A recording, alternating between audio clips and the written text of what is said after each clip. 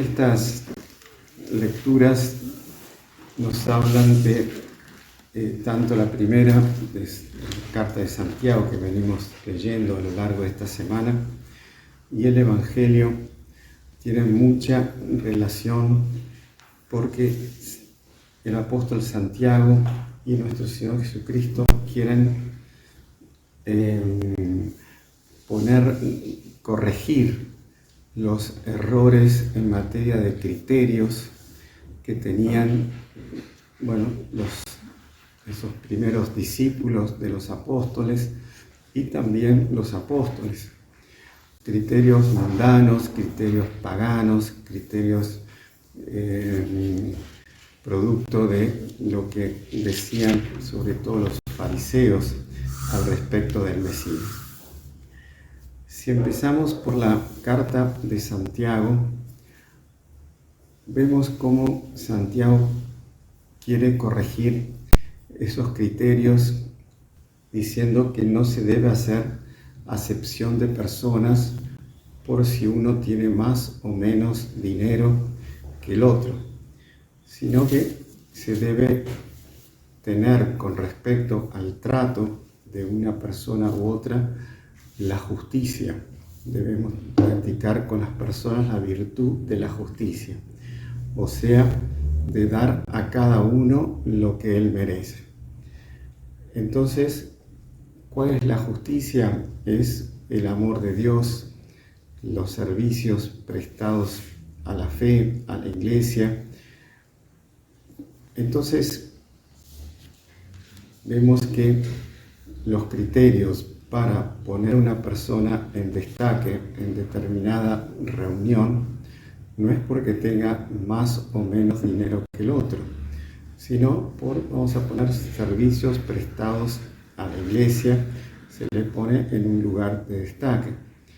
Por ejemplo, cuando fue el funeral de San Juan Pablo II, alrededor de los 2001, 2002, fueron autoridades y jefes de Estado prácticamente del mundo entero. Y el lugar de más destaque entre los mandatarios, los jefes de gobierno, fue al rey de España, por ser la autoridad católica más antigua, con más servicios a la iglesia. Y atrás del rey de España, en un puesto secundario, estaba el presidente de los Estados Unidos, que era Bush en esa época.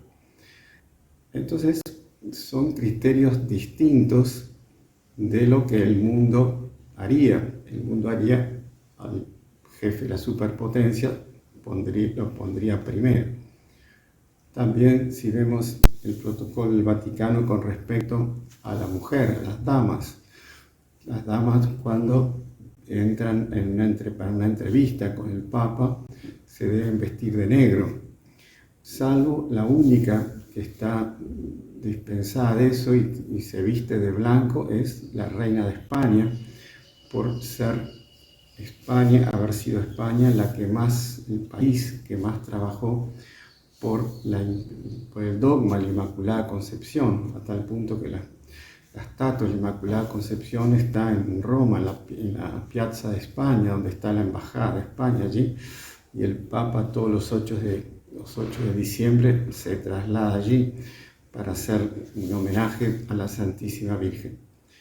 Entonces esos son los criterios de la justicia de Dios en la relación con los hombres, y por eso Santiago está quebrando los criterios paganos propios de la época por influencia de los griegos, de los romanos, y que estaban entrando dentro de los cristianos.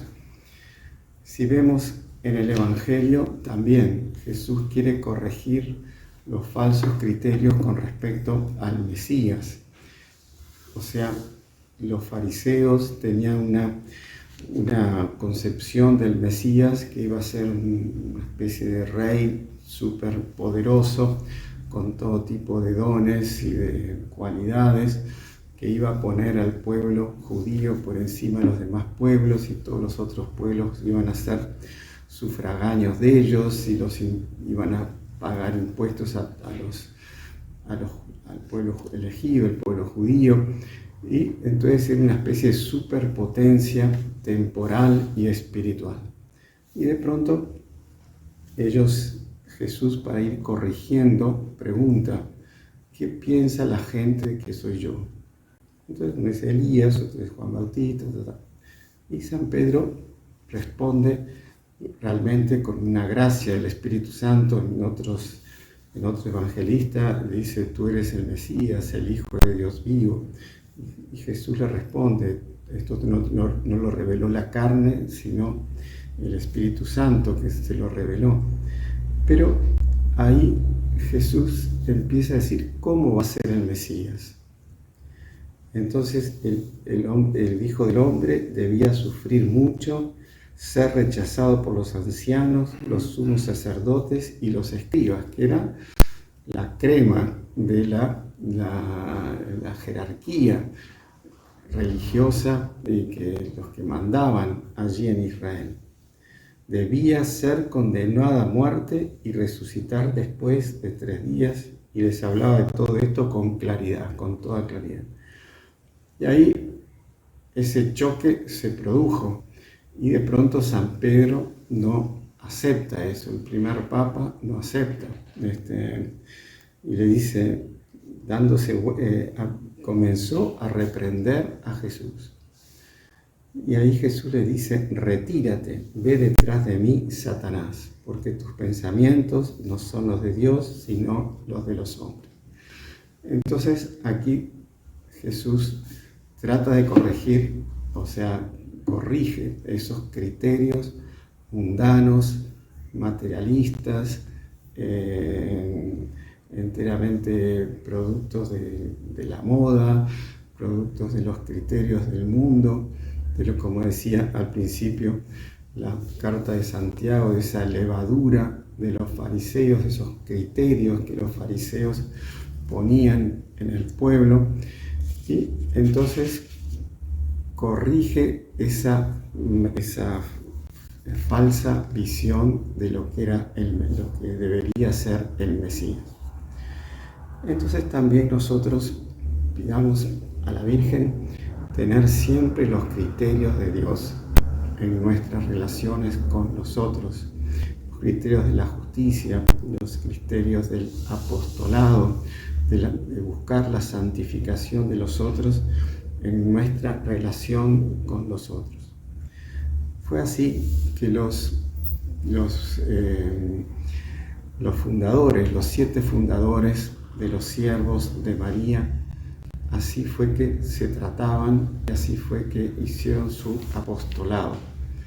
Ellos eran comerciantes muy ricos, jóvenes, de Florencia, en plena Edad Media, y de pronto ellos tenían una cofradía de devoción a la Santísima Virgen. Pero de pronto, el 15 de agosto, la Virgen se les aparece y les dice que quiere que formen una orden religiosa y que abandonen todo los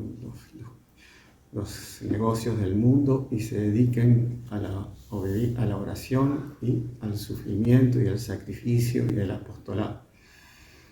Y entonces ellos dejan toda su fortuna con los pobres, se van a una montaña y allí construyen una casa, y allí comienza la vida en comunidad de esos 7 fundadores.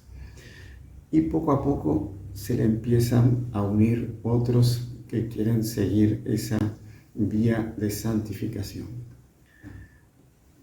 Pero, ¿por qué nosotros traemos hoy, hacemos énfasis en estos fundadores que son muy poco conocidos? Porque el doctor Plinio Corrêa Oliveira le tenía una gran devoción a estos 7 servitas. Él contaba un hecho que pasó con ellos. Ellos se fueron muriendo y fueron enterrados en una misma tumba.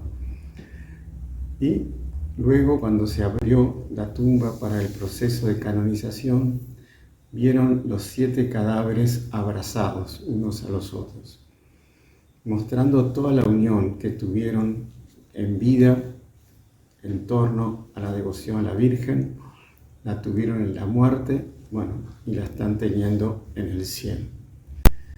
Entonces el doctor Pino lo ponía mucho, ese ejemplo, por la unión que debemos tener los que formamos partes de su obra, y también lo podemos extender a toda la Iglesia universal, que esa unión de ideales, esa unión de vidas en torno a la fe y en torno a la devoción a la Virgen.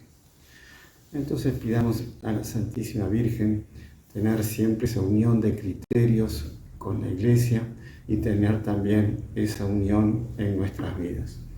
Ave María Purísima. Y si le gustó el video, no se olvide de inscribirse en el canal, dejar su like y activar las notificaciones en la campanita para no perderse ningún video del canal. Comente y comparta con sus amigos y familiares.